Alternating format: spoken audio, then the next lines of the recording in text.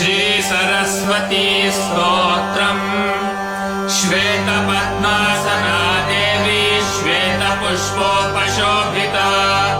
श्वेताम्बरधरा नित्या श्वेतगन्धानुलेपना,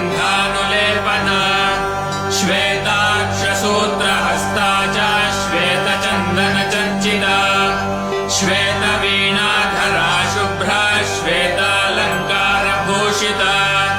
वन्दिता सिद्धगन्धर्वे रचिन्ता सुरदानवैः, पूजिता मुनिभिः सर्वैर्ऋषिभिः स्तूयते सदा।